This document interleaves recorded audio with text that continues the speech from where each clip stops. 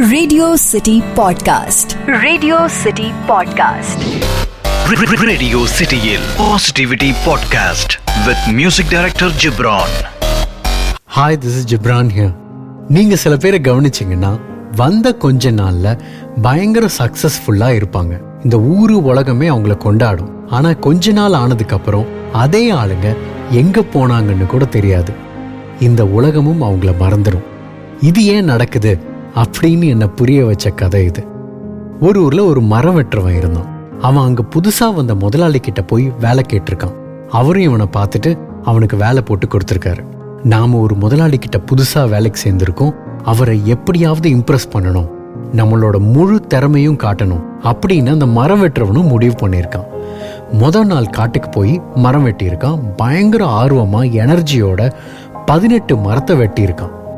ரொம்ப பெருமையோட அவனோட முதலாளி கிட்ட வந்து அவன் வெட்டின மரங்களை காட்ட அவரும் ரொம்ப சந்தோஷப்பட்டிருக்காரு.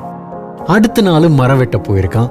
ஆனா இந்த தடவை அவனால 16 மரம் தான் வெட்ட முடிஞ்சிருக்கு.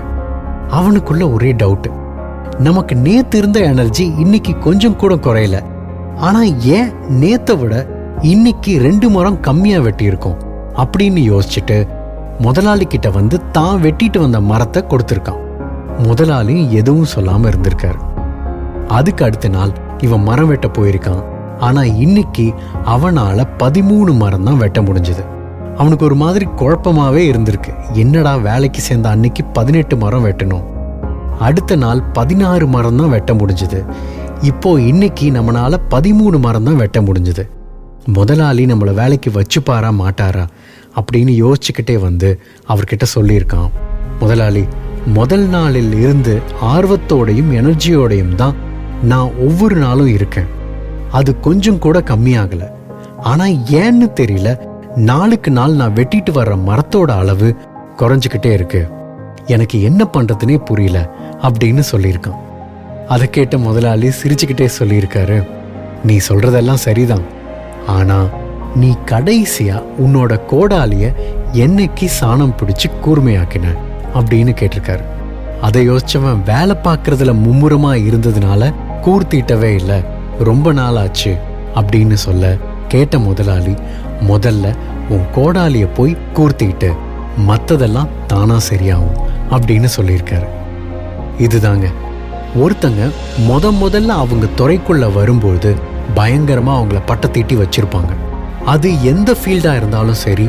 ஆனா ஒரு தடவை அவங்க சக்சஸ பார்த்துட்டா அதுக்கப்புறம் அவங்க சக்சஸ்லயே தான் அவங்க மிதந்துட்டு இருப்பாங்களே ஒழிய திரும்ப திரும்ப தன்னை பட்டத்தீட்டிக்கணும் அப்படின்னு எங்கேயோ அதை யோசிக்காம விட்டுறாங்க.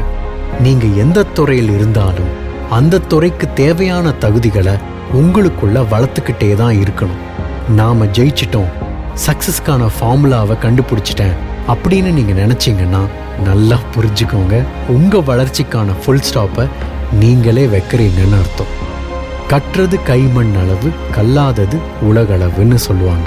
ஒவ்வொரு நாளும் ஒவ்வொரு நொடியும் நமக்கு இங்க கத்துக்க வேண்டிய விஷயங்கள் இருந்துகிட்டே தான் இருக்கு. நாம தொழில் பண்ணாலும் சரி, வேலை பார்த்தாலும் சரி, அது சம்பந்தமான விஷயங்களை தெரிஞ்சுக்கிட்டே இருக்கணும். அப்படி உங்களை நீங்க வளர்த்துக்காம போனா எப்பவோ ஒரு தடவை சக்சஸ் கொடுத்துட்டு திரும்ப அந்த சக்சஸையே தேடிட்டு இருக்க ஆளா ஆயிடுவீங்க. நிரந்தரமான சக்சஸ் இங்க யாருக்குமே கிடைச்சது கிடையாது. நீண்ட நாள் சக்சஸ் மட்டும்தான் இங்க சாத்தியம். அந்த நீண்ட நாள் சக்சஸும் நீங்க கத்துக்கிட்டே இருந்தால் மட்டுமே சாத்தியம். தேங்க்யூ. உன் வாழ்க்கை உன் கையில். Radio Cityயில் Positivity Podcast with Music Director Gibran. Radio City Podcast. Radio City Podcast.